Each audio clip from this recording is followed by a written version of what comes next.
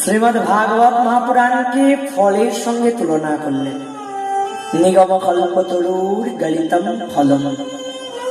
বেশ, ফল বলেছে ভালো কথা, কিন্তু আবার ব্যাসদেব মহারাজ ওই ফলকেই নিরন্তর পান করতে কেন বললেন? ফল কি কখনো পান করা যায়?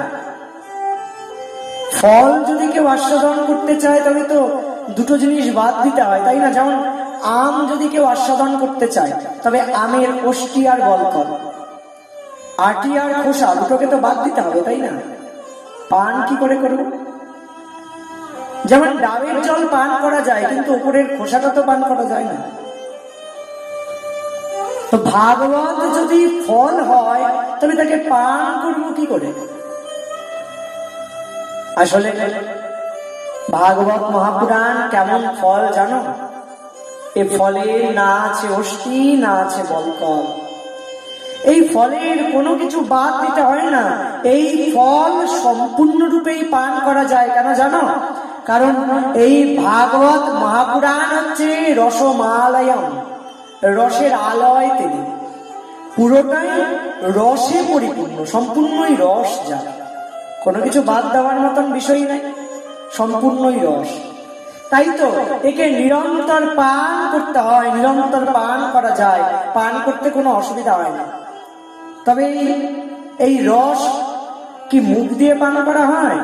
না, এই রস আবার মুখ দিয়ে পান করা যায় না।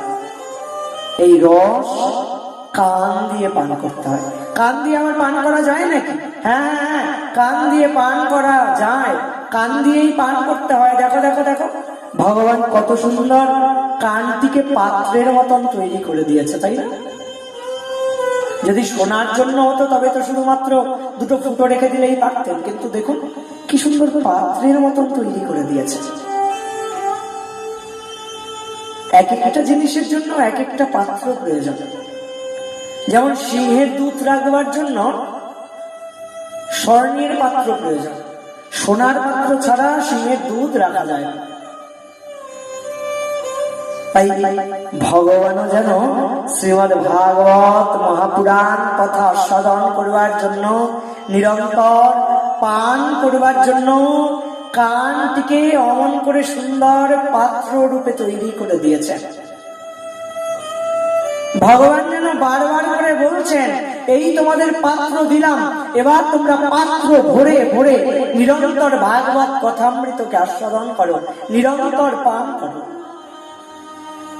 তাই তো এত সুন্দর পাত্র দিয়েছে।